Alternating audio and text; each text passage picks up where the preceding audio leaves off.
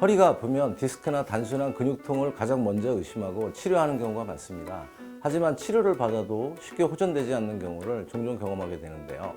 허리 통증을 일으키는 원인이 척추뼈, 인대, 척추 후관절처럼 다양하기 때문입니다. 그 중에서도 가장 빈도가 높으면서도 디스크와 증상이 비슷해 초기 진단을 놓치는 질환이 있는데요. 바로 척추 후관절 증후군입니다.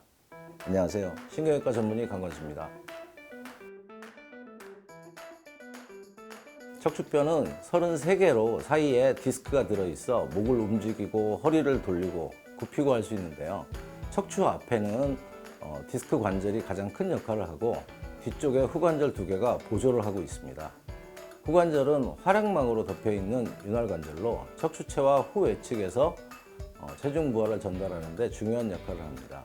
목이나 허리를 앞으로 숙이거나 뒤로 젖힐 때 척추 관절을 안정화하고 몸을 비틀는 동작을 할 때 과도한 회전이 일어나지 않도록 하는 역할을 하고 있습니다. 같은 자세로 오랫동안 움직임이 없으면 관절 내 윤활 성분이 부족하게 되고 뻣뻣해지면서 허리가 불편하다가 조금 활동하게 되면 윤활 성분이 활성화되어 증상이 완화됩니다. 특히 아침 기상 시 허리가 뻣뻣하고 불편하다가 조금 움직이면 증상이 완화되는 질환으로 척추 후관절 증후군이 있습니다. 관절 내 수분이 빠져나가 후관절 증후군이 발생하게 됩니다.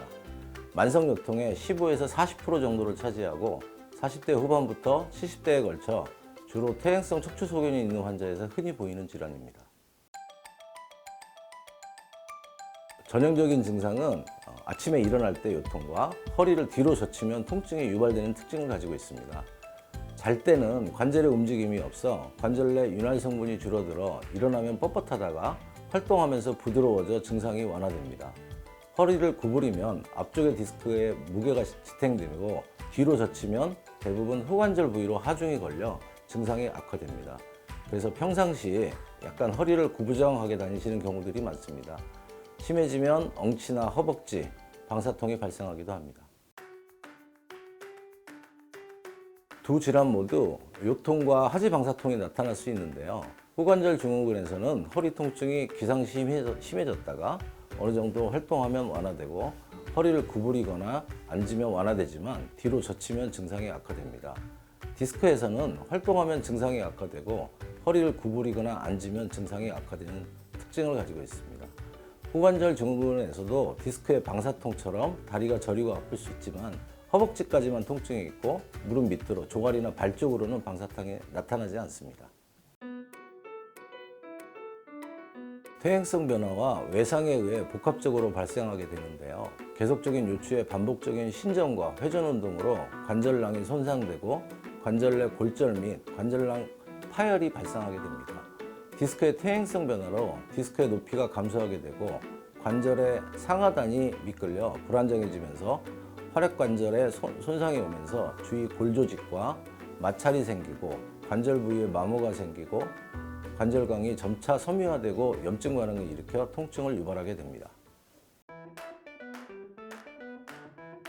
초기에는 일반적인 본인적 치료로 안정하시고 약물치료, 물리치료로 호전될 수 있으나 증상이 지속될 때는 진단 겸 치료로 내측지 신경차단술, 후관절강 내 스테로이드 주사요법으로 확진하고 증상이 호전될 수 있습니다.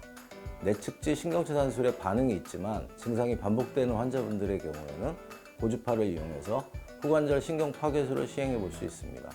이후에도 증상이 지속될 때는 아주 드물게 술적 치료로 후관절 치환술, 척추체 유압술을 하는 경우도 있습니다. 하지만 후관절 증후군 자체만으로는 수술하는 경우는 거의 없습니다. 일반적으로 걷기, 자전거, 수영 등이 허리 건강에 안전한 운동입니다. 근육 인대의 경직을 풀기 위해 스트레칭도 도움이 되는데요. 뒤로 과도하게 젖히는 동작은 특히 디스크와 후관절에 무리를 주고 퇴행성 변화를 가속할 수 있어서 주의하셔야겠습니다.